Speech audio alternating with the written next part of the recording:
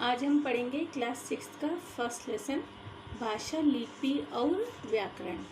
ठीक है। भाषा। मनुष्य एक सामाजिक प्राणी है। समाज में रहने तथा अपनी आवश्यकताओं की पूर्ति के लिए उसे अपने मन के भावों को दूसरों तक पहुंचाना पड़ता है तथा दूसरों के भावों को समझना होता है। यह कार्य मनुष्य भाषा के माध्यम से ही कर सकता है। ठीक है। अब हम भाषा की परिभाषा देखेंगे। भाषा संस्कृत भाषा की भाष धातु से बना है, जिसका अर्थ है बोलना। भाषा से अभिप्राय मुख से निकली वे ध्वनियाँ हैं जिनका अपना अर्थ होता है। वैसे तो पशु पक्षी भी अपनी अपनी बोली में अपने अपने विचारों को प्रकट करते हैं, जैसे कुहू कुहू, कूककर, गुर गुर, दहाड़कर। ठीक है। कोयल कूककर तथा शेर दहाड़कर अपने भावों को प्रकट करते हैं, परंतु इन्हें भाषा की श्रेणी में नहीं रखा जाता है। पशु पक्षियों द्वारा उच्चारित ध्वनि बोली कहलाती है। भाषा का प्रयोग केवल मनुष्य द्वारा ही किया जाता है। मानव मुख से निकलने वाली ध्वनियाँ शब्द बनाती है तथा इन्हीं शब्दों के माध्यम से मनुष्य अपने मन के भावों तथा विचारों को प्रकट करते हैं तथा दूसरों के भावों तथा विचारों को समझ पाते हैं। ठीक है। अब दिए गए चित्रों को देखिए तथा उनके नीचे दिए गए वाक्यों को पढ़िए।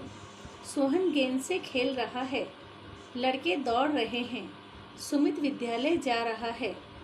ऊपर 3 वाक्य दिए गए हैं, इन्हें पढ़िए तथा समझिए। उपर्युक्त तीनों वाक्यों से संबंधित भावों को प्रकट करने के लिए हमें बोलने, लिखने अथवा पढ़ने का सहारा लेना पड़ेगा। पहला वाक्य, सोहन क्या कर रहा है? उत्तर वाक्य में सोहन गेंद से खेल रहा है। दूसरा वाक्य, लड़के क्या कर रहे हैं? दूसरे वाक्य में लड़के दौड़ रहे हैं। तीसरे में सुमित कहाँ जा रहा है? सुमित विद्यालय जा रहा है। ठीक है। इसी प्रकार हम अपने मन के भावों को बोलकर, लिखकर तथा पढ़कर प्रकट कर सकते हैं। अतः अपने मन के भावों और विचारों को बोलकर, लिखकर या पढ़कर प्रकट करने के साधन को हम भाषा कहते हैं। विश्व में अनेक भाषाएं बोली जाती है, जैसे अंग्रेजी, फ्रेंच, चीनी, जर्मनी, जापानी, रूसी आदि। हमारे देश भारत में भी अनेक भाषाएं बोली जाती है। प्रमुख भाषाएं हिंदी, कश्मीरी, उर्दू, पंजाबी, बांग्ला, उड़िया, तमिल, तेलुगु, संस्कृत, गुजराती, मराठी आदि। भाषा का प्रयोग। भाषा का प्रयोग 4 प्रकार से किया जाता है: बोलकर, सुनकर, लिखकर, पढ़कर। भाषा के रूप। सबसे पहले मनुष्य ने बोलने की भाषा का आविष्कार किया, किंतु इस भाषा के द्वारा दूर रहने वाले संबंधियों से मिलने जुलने वाले व्यक्तियों के मन के भावों और विचारों का आदान प्रदान करना कठिन था। इसलिए मनुष्य ने लिखने की भाषा का आविष्कार किया। इस प्रकार भाषा के 2 रूप हुए: मौखिक या कथित भाषा, दूसरी लिखित भाषा। मौखिक या कथित भाषा, जिस भाषा को बोलकर तथा सुनकर हम अपने मन के भावों तथा विचारों को समझते हैं व समझाते हैं, वह मौखिक या कथित भाषा कहलाती है। बोलना तथा सुनना इसके अंतर्गत आता है, जैसे अध्यापक द्वारा कक्षा में पढ़ाया जाना तथा विद्यार्थियों द्वारा उसे सुनना। वाद विवाद, बातचीत तथा भाषण आदि भाषा के मौखिक रूप हैं। दूसरा देखेंगे लिखित भाषा। जिस भाषा को लिखकर तथा पढ़कर हम अपने मन के भावों व विचारों को समझते और समझाते हैं, वे लिखित भाषा कहलाती है। लिखना तथा पढ़ना इसके अंतर्गत आता है, जैसे दूर बैठे व्यक्ति को पत्र या लेख द्वारा संदेश देना। समाचार पत्र, विज्ञापन, ईमेल, पुस्तक आदि भाषा के लिखित रूप हैं। साहित्य सर्जन में भाषा के लिखित रूप का प्रयोग होने से इसकी महत्ता भाषा के कथित या मौखिक रूप से अधिक है। भाषा का एक रूप सांकेतिक भाषा भी है। चौराहे पर खड़े सिपाही द्वारा हाथ के संकेत से रुकने या चलने के लिए कहना, कक्षा में अध्यापक द्वारा मुंह पर उंगली रखकर चुप रहने का संकेत करना, ये सभी सांकेतिक भाषा में आते हैं। परंतु इन संकेतों के माध्यम से अपनी बात पूरी तरह से कही या समझाई नहीं जा सकती है। इसीलिए भाषा के इस रूप की गणना व्याकरण में नहीं की जाती। भाषा के अनेक रूप हैं। भाषा के अनेक रूप हैं, जैसे मातृभाषा, राष्ट्रभाषा, राजभाषा तथा बोली। ठीक है। मातृभाषा, जिस भाषा को बच्चा शैशवावस्था में अपनी माँ तथा अपने परिवार से सीखता है, अर्थात बच्चा जिस परिवार में रहता है, जहाँ उसका पालन पोषण होता है, वे जिस भाषा को सबसे पहले सीखता है वही उसकी मातृभाषा कहलाती है। जैसे पंजाबी परिवार में पले बड़े बच्चे की मातृभाषा पंजाबी होती है। राष्ट्रभाषा, जिस भाषा का प्रयोग राष्ट्र के अधिकांश लोगों द्वारा किया जाता है वे राष्ट्रभाषा कहलाती है। भारत की राष्ट्रभाषा हिंदी है। भारतीय संविधान की 8वीं अनुसूची में 22 भाषाओं को मान्यता प्रदान की गई है। हिंदी, पंजाबी, संस्कृत, गुजराती, मराठी, असमिया, कन्नड़, कश्मीरी, नेपाली, तमिल, बांग्ला, कोंकणी, बोडो, डोंगरी, सिंधी, मलयालम, मैथिली, उड़िया, तेलुगु, उर्दू, मणिपुरी, संथाली। राजभाषा, जिस भाषा में सरकारी कार्य कामकाज किया जाता है वे राजभाषा कहलाती है। हिंदी भारत की राजभाषा है। भारतीय संविधान के अनुच्छेद 343 के अंतर्गत 14 सितंबर 1949 को हिंदी भाषा को भारत की राजभाषा के रूप में स्वीकार किया गया। इसीलिए प्रतिवर्ष 14 सितंबर का दिन हिंदी दिवस के रूप में मनाया जाता है। बोली, भाषा का क्षेत्रीय रूप बोली कहलाता है। बोली मौखिक रूप से किसी क्षेत्र विशेष के लोगों की अपने विचारों के आदान प्रदान करने का माध्यम होती है। क्षेत्र बदलते ही बोली का रूप बदल जाता है। हिंदी भाषा की अनेक बोलियां हैं। अवधी, मारवाड़ी, हरियाणवी, भोजपुरी, ब्रिज आदि। अतः क्षेत्र विशेष में बोली जाने वाली कथित भाषा बोली कहलाती है। लिपि, मौखिक भाषा में ध्वनियों का प्रयोग किया जाता है, जबकि लिखित भाषा में वर्णों या अक्षरों का प्रयोग किया जाता है। अतः प्रत्येक लिखित भाषा में प्रत्येक ध्वनि को प्रकट करने के लिए कोई न कोई विशेष चिन्ह होता है। उन चिन्हों को लिखने की विधि लिपि कहलाती है। लिपि शब्द का सामान्य अर्थ है लीपना। किसी भी भाषा के लिखित रूप का आधार उस भाषा की लिपि होती है। अतः हम कह सकते हैं कि किसी भी भाषा को लिखने की विधि लिपि कहलाती है। प्रत्येक भाषा की अपनी लिपि होती है। जैसे हिंदी की देवनागरी लिपि है, संस्कृत की देवनागरी लिपि है, मराठी की देवनागरी लिपि है, नेपाली की देवनागरी लिपि है, मैथिली की देवनागरी लिपि है, पंजाबी की गुरुमुखी लिपि है, उर्दू की फारसी लिपि है, अंग्रेजी की रोमन लिपि है। देवनागरी लिपि का विकास ब्राह्मी लिपि से हुआ है। फारसी लिपि दाईं ओर से बाईं ओर लिखी जाती है। व्याकरण, अध्यापक खाना खाती है, राम दूध पीती है। उपयुक्त दोनों वाक्यों से विचार तो प्रकट किए जा सकते हैं, परंतु ये दोनों वाक्य अशुद्ध हैं। इनमें कर्ता के अनुसार क्रिया का सही प्रयोग नहीं किया गया है। इसका सही प्रयोग इस प्रकार होगा: अध्यापक खाना खाते हैं, राम दूध पीता है। हमें कर्ता, क्रिया आदि के सही प्रयोग का बोध व्याकरण के द्वारा होता है। अतः जिस शास्त्र के द्वारा किसी भाषा को शुद्ध बोलने, लिखने या पढ़ने के नियमों का बोध होता है उसे व्याकरण कहा जाता है। व्याकरण ही वह साधन है जिसके द्वारा भाषा की शुद्धता और एकरूपता को बनाए रखा जा सकता है। व्याकरण के अंग, व्याकरण के 3 अंग होते हैं: वर्ण विचार, शब्द विचार, वाक्य विचार। पहला है वर्ण विचार। भाषा की सबसे छोटी इकाई वर्ण या अक्षर है। इसके अंतर्गत वर्णों के विषय में विचार किया जाता है।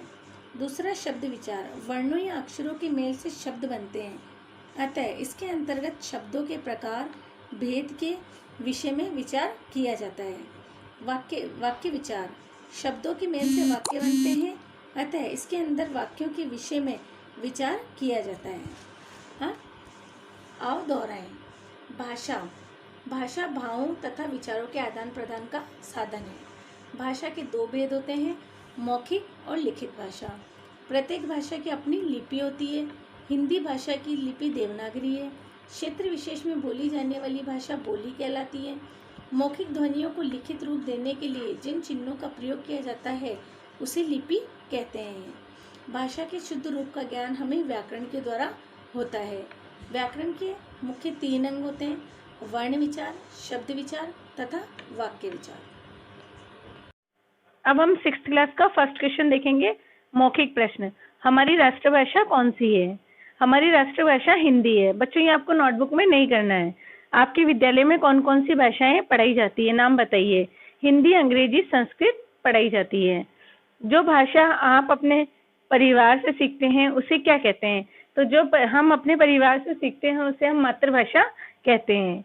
ठीक है, अब आप लोगों को स्टार्ट करना है। पहला प्रश्न लिखना है, पहले का उत्तर लिखेंगे।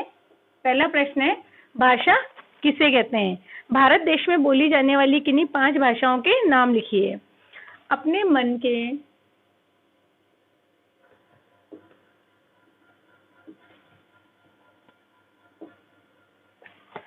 मन के भावों और विचारों को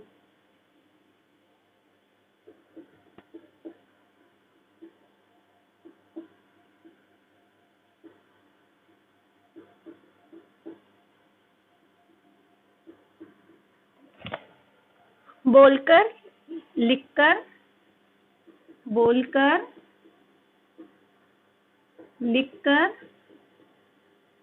या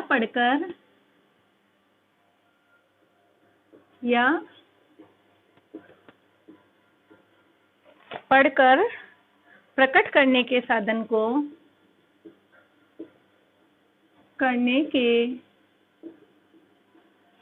को भाषा कहते हैं।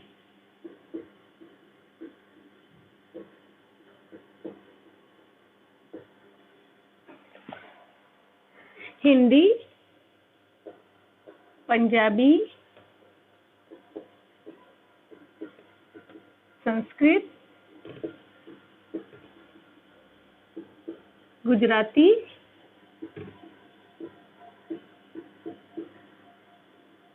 मराठी आदि। ठीक है बच्चों, ये आपको साथ के साथ नोटबुक में करना है। सेकंड क्वेश्चन लिखेंगे आप इसमें से, बुक में से देख के। व्याकरण किसे कहते हैं? जिस शास्त्र के द्वारा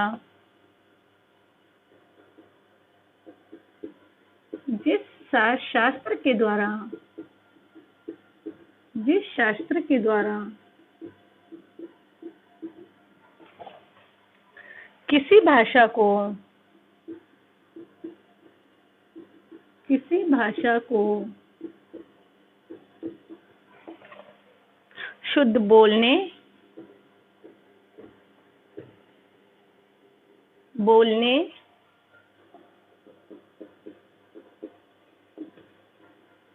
लिखने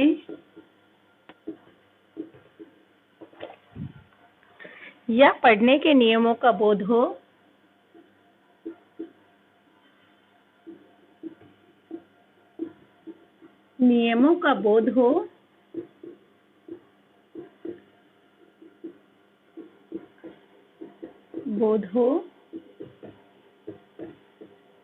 उसे व्याकरण कहते हैं।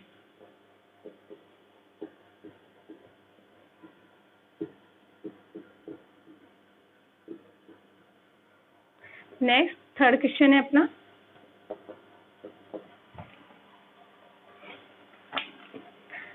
भाषा के दोनों रूपों में से किस रूप का महत्व अधिक है और क्यों? भाषा के 2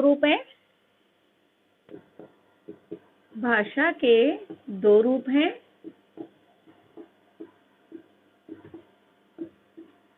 मौखिक भाषा,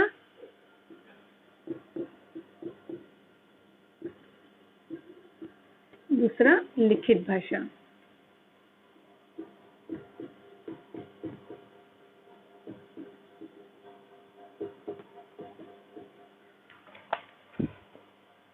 साहित्य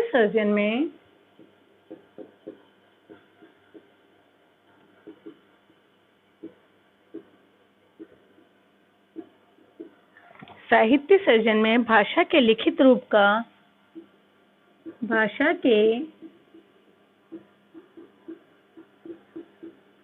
लिखित रूप का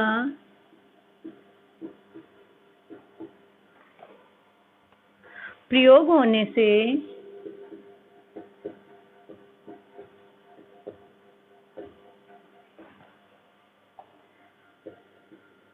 इसकी महत्ता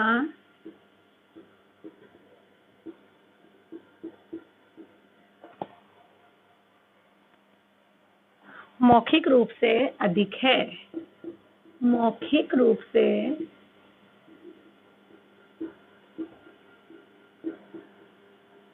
अधिक है।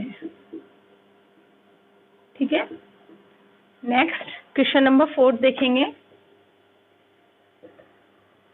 ये बच्चा आप साथ के साथ नोटबुक में भी करते जाना। व्याकरण के मुख्य विभाग या अंग कौन कौन से हैं? व्याकरण के 3 अंग हैं।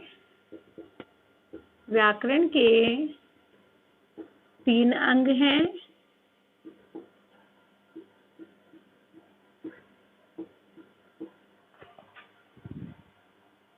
वर्ण विचार, शब्द विचार,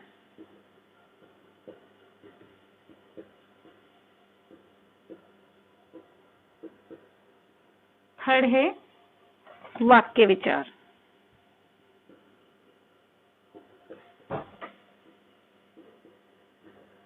ये आपके 4 क्वेश्चन हो गए। नेक्स्ट करेंगे हम क्वेश्चन नंबर 2। सही विकल्प पर राइट का निशान लगाइए। सही विकल्प पर राइट का निशान लगाइए। अब हम सेकंड क्वेश्चन देखेंगे।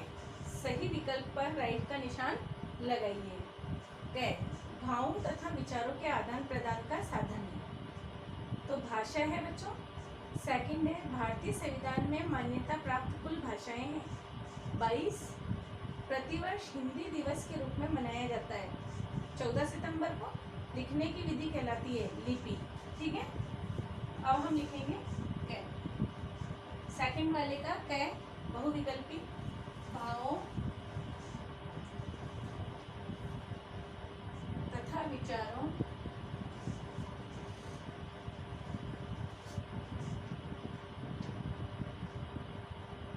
के आदान प्रदान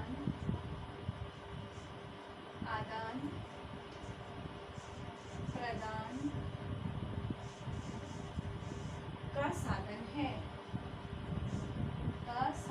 है।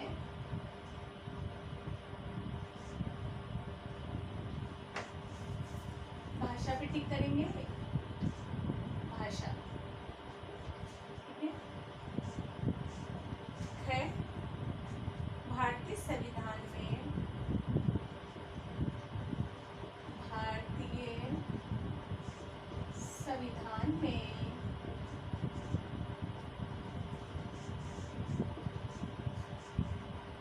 मान्यता प्राप्त कुल भाषाएं हैं। मान्यता प्राप्त कुल भाषाएं हैं।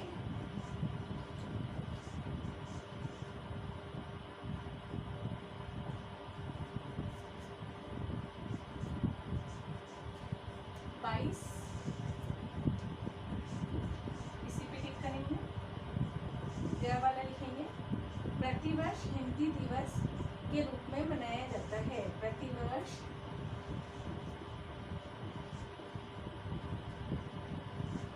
हिंदी दिवस के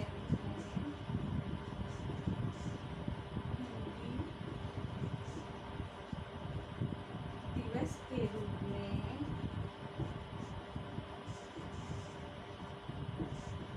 मनाया जाता है।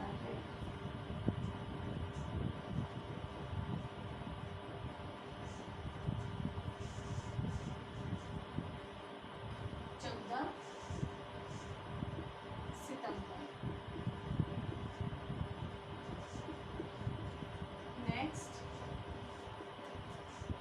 लिखने की विधि कहलाती है। लिखने की विधि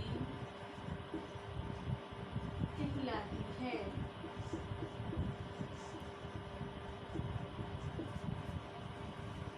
लिखने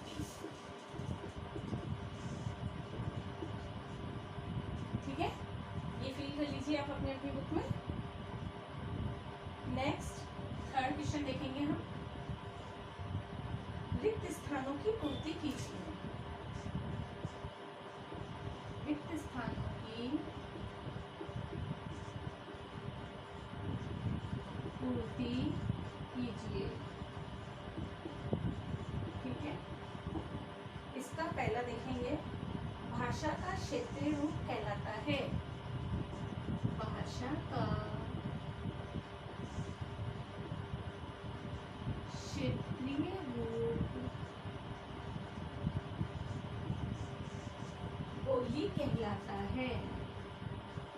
बोली कहलाता है।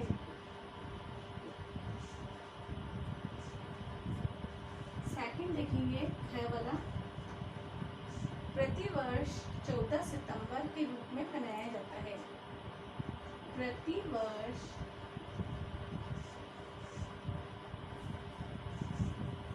14 सितंबर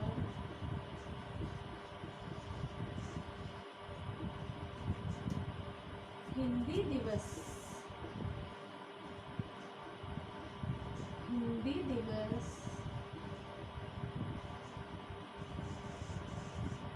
के रूप में मनाया जाता है। के रूप में मनाया जाता है।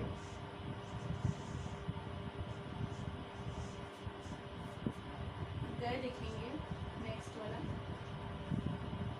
बोलना तथा सुनना। बोलना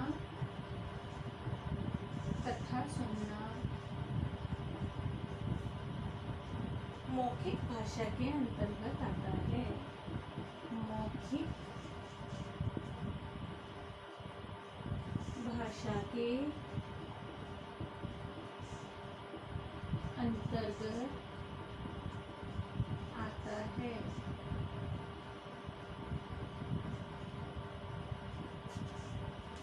नेक्स्ट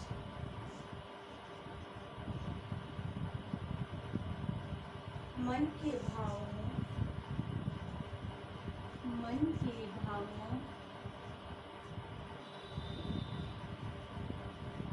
तथा विचारों को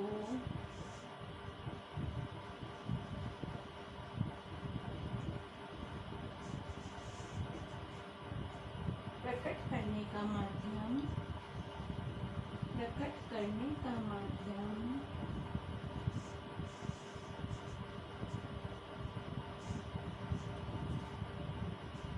भाषा है।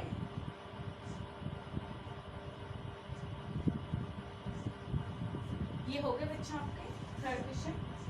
भाषा का क्षेत्रीय रूप बोली कहलाता है। प्रतिवर्ष 14 सितंबर हिंदी दिवस के रूप में मनाया जाता है। बोलना तथा सुनना मौखिक भाषा के अंतर्गत आता है। मन के भावों तथा विचारों को प्रकट करने का माध्यम भाषा है। ठीक है, नेक्स्ट क्वेश्चन करेंगे हम। फोर्थ मैच करना है।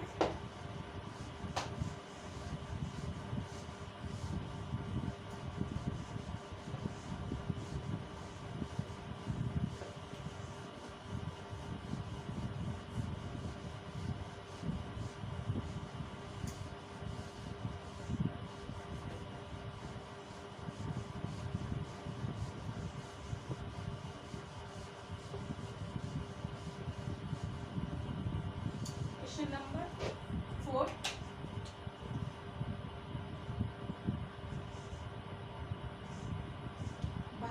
भाषा और लिपि का उचित मिलान कीजिए। भाषा और लिपि।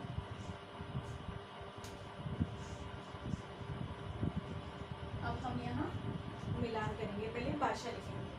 पंजाबी, अंग्रेजी,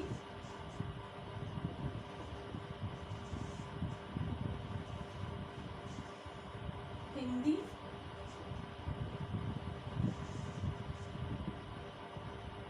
संस्कृत,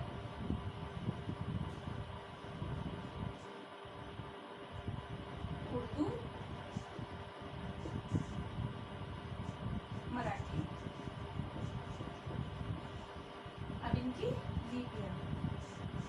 मैच करेंगे, ऊपर नीचे लिखेंगे। रोमन, देवनागरी,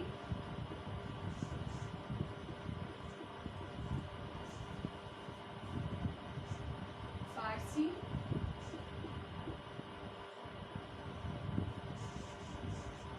देवनागरी,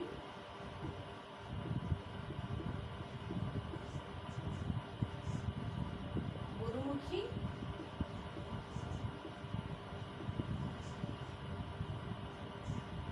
देवनागरी।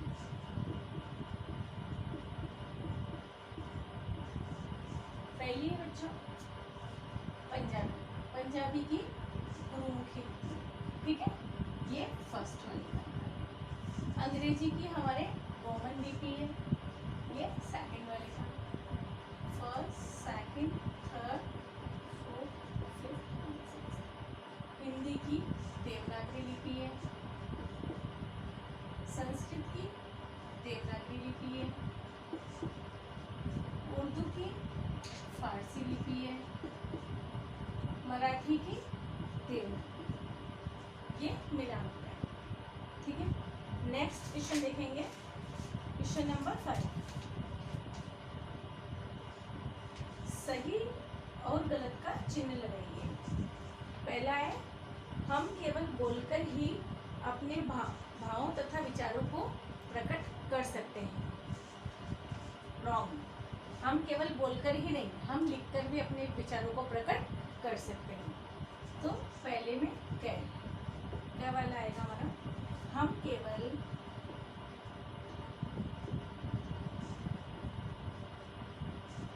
बोलकर ही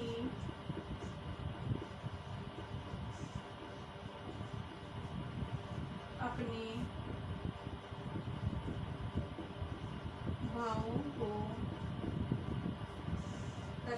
भावों तथा विचारों को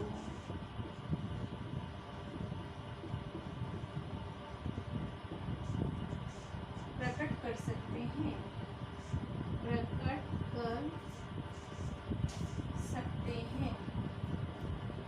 पहले में रॉन्ग आएगा बच्चों, केवल बोलकर ही नहीं, हम लिखकर भी अपने विचारों को प्रकट कर सकते हैं। इसी तरह है, हिंदी रोमन लिपि में लिखी जाती है, नहीं, हिंदी देवनागरी लिपि में लिखी जाती है, ठीक है ना, इसलिए ये भी रॉन्ग है। हिंदी रोमन लिपि में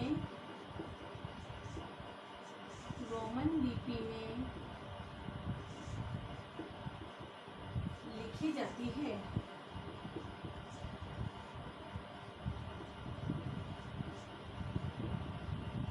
रॉन्ग, हिंदी देवनागरी लिपि में, ठीक है। नेक्स्ट है, बोलचाल भाषा का मौखिक रूप है, ये राइट है बच्चों। बोलचाल भाषा का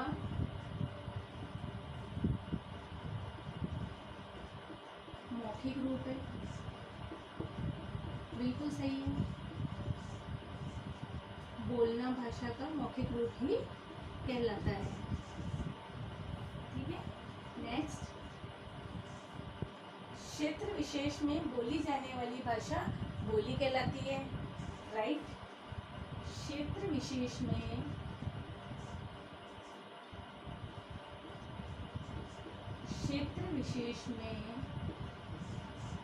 बोली जाने वाली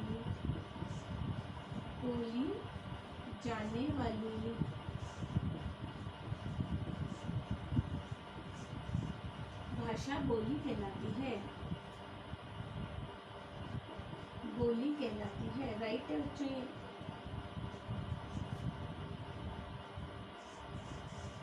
कहलाती है।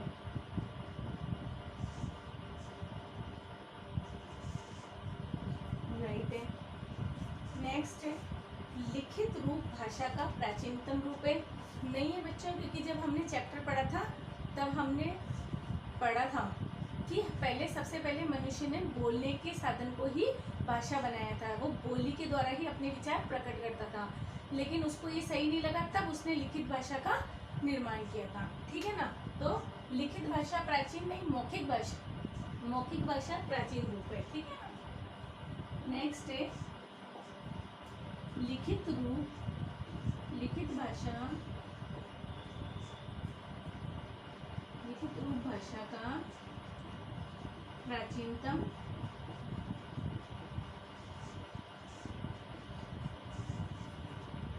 रूप है। रॉन्ग, क्योंकि चैप्टर में बच्चों पहले मौखिक भाषा का आना बताया गया है, ना कि लिखित भाषा का। नेक्स्ट है, भारत की राजभाषा हिंदी है।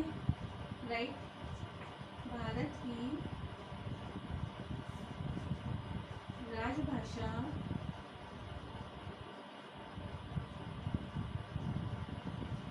हिंदी है।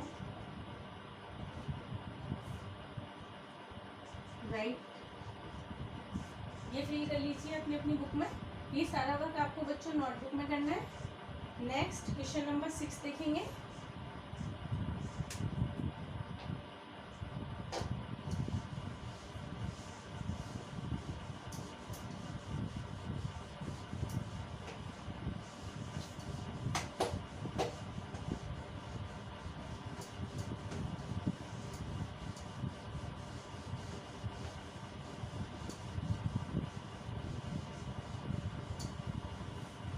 क्वेश्चन नंबर 6,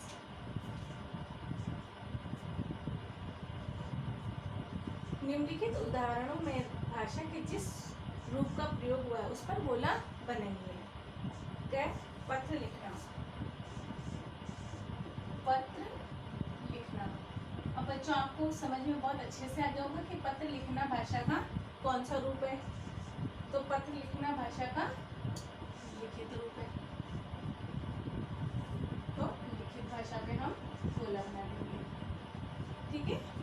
नेक्स्ट, हाथ के संकेत से आने को कहना, हाथ के संकेत से आने को कहना, हाथ के संकेत से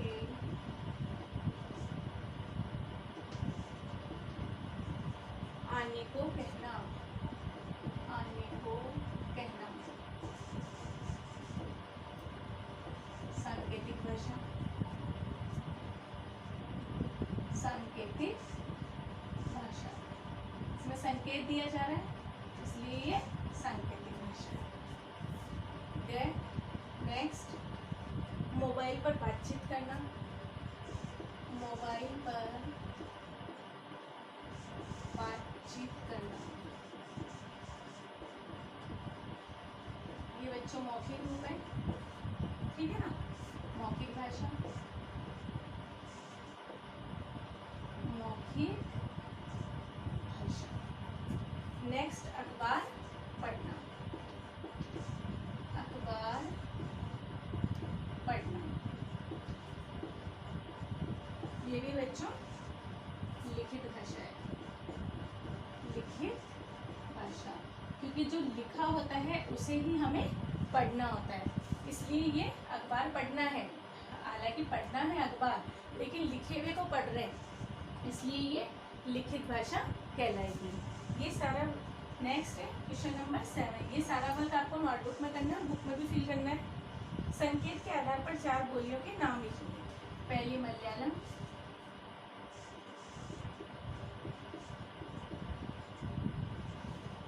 असमिया,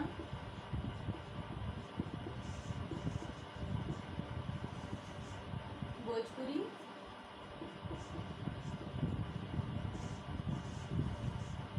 हिंदी। ठीक है, पहला, दूसरा, तीसरा, चौथा। ठीक है, ये आपका पूरा चैप्टर कंप्लीट हो गया। ये सारा वर्क आपको नोटबुक में भी करना और बुक में भी करना। ठीक है, थैंक यू।